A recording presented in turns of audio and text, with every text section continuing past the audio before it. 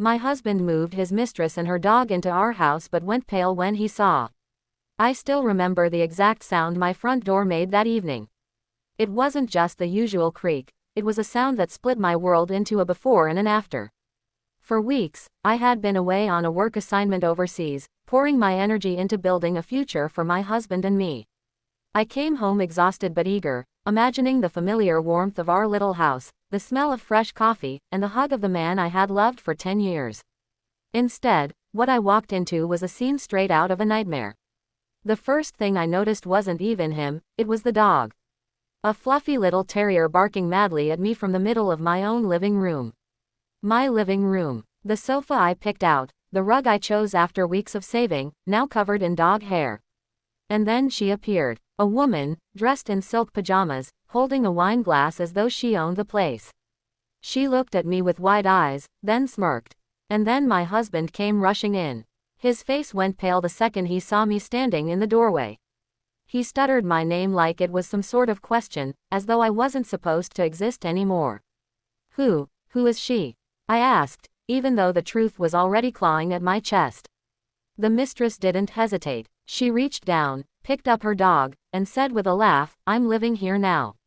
Didn't he tell you?" For a moment, I couldn't even breathe. My hands trembled so hard that I dropped my keys.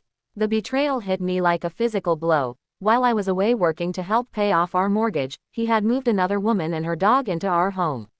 My home. Our home. I wish I could say I screamed, or that I threw something at him, but all I did was stand there, frozen, while tears burned my eyes.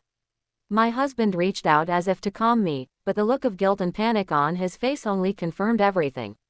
That night, I didn't stay. I packed a small bag, ignoring his pathetic attempts at explanations, and left for my sister's house.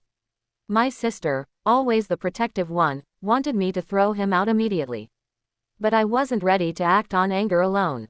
I needed clarity. I needed proof. Over the next few weeks, I quietly began gathering everything: bank statements, property records, even hidden messages I found in his emails. The deeper I dug, the worse it got. He hadn't just betrayed me emotionally. He was siphoning money from our joint account to fund his mistress's lifestyle, spa visits, new clothes, even dog grooming bills. My heart broke again and again, but with every discovery, my anger hardened into resolve. If he thought I was just going to walk away with nothing, he was about to learn who I really was. The turning point came when I finally confronted him, not in private, but in front of his parents and siblings during a family dinner he insisted we attend to work things out. He thought he could manipulate me into forgiveness. Instead, I calmly laid out every piece of evidence I had collected. The receipts, the emails, the transfers. His mother gasped. His father stared at him in disgust. The mistress, who had smugly tagged along with him, went pale herself. And then I delivered the final blow. I pulled out the property deed. What my husband didn't know, because he never cared to read the fine print, was that the house was in my name. Only mine. I had inherited the down payment money from my late parents, and the mortgage had always been signed under me. So I looked at him across the table and said, "You didn't move her into our house. You moved her into my house. And you both can get out." His face drained of color. He opened his mouth to argue, but his father cut him off, telling him he had shamed the family. The mistress stormed out, in humiliation, dragging her dog behind her. That night, I finally felt like I could breathe again. Yes, my marriage was broken, but I wasn't broken. I changed the locks the very next day and filed for divorce. It wasn't easy. He tried every trick in the book, from begging to threatening, but I stood firm. The months that followed were painful, but also liberating. I threw myself into rebuilding my life. I redecorated the house, removing every trace of him.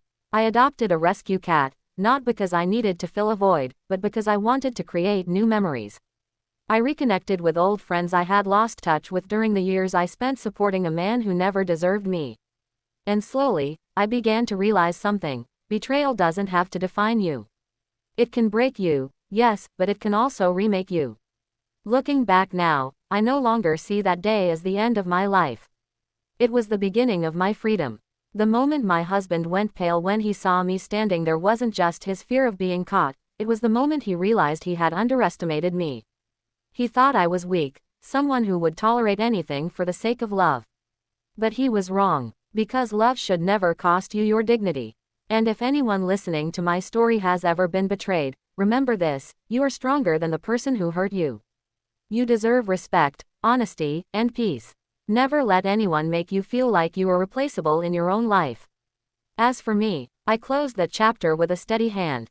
My house, my future, my heart, they all belong to me again. And that, I've learned, is the sweetest victory of all.